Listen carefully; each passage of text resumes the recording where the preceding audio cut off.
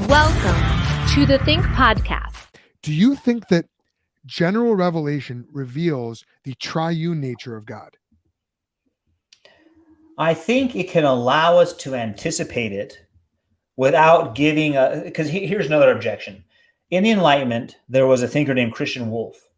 And so he represents a school called Wolffianism, Wolffian rationalism. And he would say we can know all the truths of the Bible from reason alone. And Immanuel Kant, was a Wolffian. But when he read the skepticism of David Hume, he realized Hume had destroyed rationalism. And so it says that he said that awoke me from my dogmatic slumbers. So a lot of Christians since then have said, I don't want to become a rationalist. And Dr. Anderson mentioned reason. He's probably a rationalist. Well, no, the problem with rationalism is that you said you can deduce everything that's in the Bible just from reason. No. So I would want to be careful. I don't think you can deduce, say, the Trinity and the details of it. That's something of the beauty. What the word Paul uses of mystery revealed, and Paul doesn't mean Gnostic mystery. He doesn't mean a spiritual contradiction. He means what we mean. Yeah. I don't know about you, but I like mysteries. Sure. And totally. When I get to the end of a mystery, there better be an answer. Yeah. If I get to the end of a mystery book and Poirot stands up and says, "Here's the solution. It's beyond all comprehension." So what? Right. I read 500 pages for that. Right. So that's not a biblical mystery. A biblical mystery is just like the ones you and I like, which is more information is revealed. And here's a mystery Paul talks about. The Gentiles are going to come into the faith also. That's a mystery that was revealed later in Scripture. So I think the Trinity is like that. It's a mystery, not in the sense of a contradiction, but that's increasingly revealed. It's there. I think it's there right away in Genesis chapter 1. In the beginning, God created the heavens and the earth, and the Spirit hovered over the waters. But then we get that more deeply unfolding as we get into Scripture. Okay, so let me offer something, and I want to see what you think about this when it comes to the Trinity and general revelation. So you might not even like how I frame this at all, but I like to think about the laws of logic a lot, which I don't even think you like that term, right? The laws of logic. No, that's fine. I understand what you mean. Yeah, laws. I use laws of thought. Laws of thought, right? So the laws of logic, laws of thought, non-contradiction, excluded middle, and identity. Mm-hmm. Okay, so here you've got three laws, each of which is equally ultimate to the other two, such that they possess plurality and oneness intrinsically in them. Yeah, and they're inter. This is bad for the Trinity because you'll see that's a bit heresy. But those laws are interchangeable in the sense that if you have one, you get the other two. You can't divide them. Sure. Yeah. Yes. Okay. Good. I don't know that it's bad for the Trinity, but maybe it is. Let me see here. So, but what I'm getting at is this: you've got these laws of logic, which are true necessarily. There's no possible world in which there's no possible world in which the laws of logic, the laws of thought, are not true. Yeah. Agree? Right. Yep. Because if they're not true, then they are true. Right. Yeah. At least the self-referential absurdity of denying them.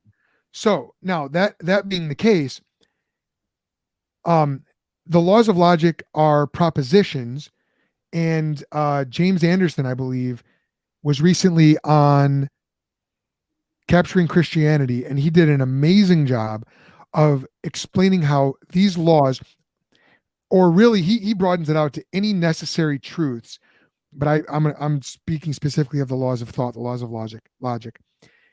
They are thoughts. They just are thoughts. They're propositions, and propositions are mental in nature. They are non-material, and they just are thoughts. And so therefore they necessitate, or you might say presuppose, a mind that can contain those thoughts. But that mind, now here's where I want to bring everything together and come back to the Trinity. Any mind that could contain those three laws of thought, each of which is equally ultimate to the others, inseparable from the others, must itself also have the attributes of oneness and diversity or plurality within itself, which means now we can't be talking about a sort of bare monadic theism or Unitarian concept of God or some kind of, general deism or something. We must be talking about a God, a divine mind that is unity and diversity within itself, and it must be triune. Here's why, and I'm riffing here, but bear with me, because it must account for the three laws of logic, and it need not account for any more than that. It need not be any more than three, because now you're just multiplying personages, or you're multiplying entities, or entities not the right word, but persons unnecessarily. So Occam's razor would militate against that. So now if logic is there necessarily and true necessarily, and it is, therefore God must be triune. Yeah. What do you think? I think this is right to say we should expect the highest level of both unity and diversity in the highest being. So that's right. The highest being is not just simply unity, not simply diversity, but there's a unity of and diversity. So that's right. And there might be some pretty good arguments for why 3 is the number. But I disagree with Dr. Anderson on this point. Dr. Anderson, not myself. I disagree with myself about other things. But on this point, the laws of thought aren't propositions. They're what makes propositions possible. So they aren't propositions. They're what makes propositions possible. That's why it's different to speak of the laws of logic, which are the laws governing inferences, and the laws of thought, which are the laws that make thinking possible. Now, that point may not affect the rest of the argument, which is there must be a mind if there are laws of thought. I agree about that. I don't want to pin too much on the other Dr. Anderson. Yeah. It's possible that I'm conflating his thinking with my own here. You see what I'm saying? Yeah, right. I like I said, I've interacted some with him on that point, or with your brother about that same question. Okay. But I think he's right to point out that there must be a mind. However, that's just the inside of Plato also. That's why Plato has the position he has against the Greek materialists, as he pointed out there's a substance called mind, which is not matter. Yes. But what do you think about the idea that mind must be, well, as you said, it must exhibit or inherently have the attributes of being one and I think many. So. And what do you think about the idea that multiplying persons or acknowledging more than 3 persons is simply, is militated against by Occam's razor, because you don't need more than 3? Yeah, I think there's something to that. I know David Hume in his Dialogues Concerning Natural Religion makes a comment about, why not many, many, many gods? Right. And I think later in Hitchhiker's Guide to the Galaxy, they kind of portray it that way. All these creatures making worlds, but they're all finite creatures. They're more like the polytheistic being. It's not God. So the way I phrase it usually is this. On the dual nature of Christ and the Trinity, which are normally understood to be purely redemptive revelation doctrines, general revelation prepares us for those. It doesn't give us those doctrines in the details, but for the reasons you've just suggested, I think we can know those things so that when we hear this doctrine, we don't think, well, that's weird. We think, oh yeah, that's actually what I kind of expected to be the case. Do you think go ahead. Well, but inexcusability isn't about that though.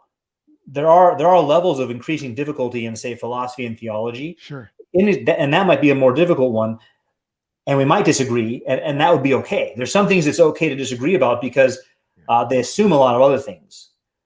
Someone critiqued me and said, Dr. Anderson thinks everything's clear. No, I think the basic things about God are clear. Behind these questions about what we can know about the Trinity is the eternal power and divine nature are clearly seen, so that unbelief is without excuse. Mm-hmm.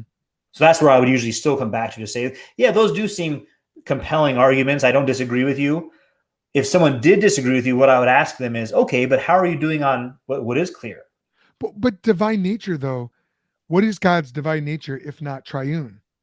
Well, I take that to refer to his eternal power, meaning God alone is creator, eternal, he's a creator, and his divine nature is the list of things that I read from question 4 of the Shorter Catechism. Okay. Right? God's a person, he's moral, he has power, he's good. I want to add tri-personality to that list. Well, it's interesting. Here's where I think I might inch towards having an argument, which is that any person has knowledge, holiness, and righteousness. Those in me, my one person has all three of those. But it wouldn't be a surprise if what is three things that aren't personal could also be three things that are personal in the highest being. So we see that triune personality used sometimes as the basis for an argument for the Trinity. I think John Frame just entered the chat. Yeah. Yep. So yeah, I'm not opposed to any of those. It's just that I wouldn't want to miss more basic things like showing God alone is eternal and jumping right to those. And here's the other one. When someone says, well, is this the Christian God or the God of the philosophers? And they might sometimes mean just the Christian God is the Trinity. No, I want to add in that the God of the philosophers is the God I described earlier of Plato and Aristotle. He's not the creator. He's co-eternal with us. The world is not the works of God. Our greatest good is escaping this world. That's the God of the philosophers, and that's a flat-out idol. It should be repented of. That's good. So when you turn away from that, then you're turning to the God who made all things. And then we can get into arguments between the revealed religions, specifically Judaism, Christianity, and Islam, because they might all claim that God. And so then we can get into those differences.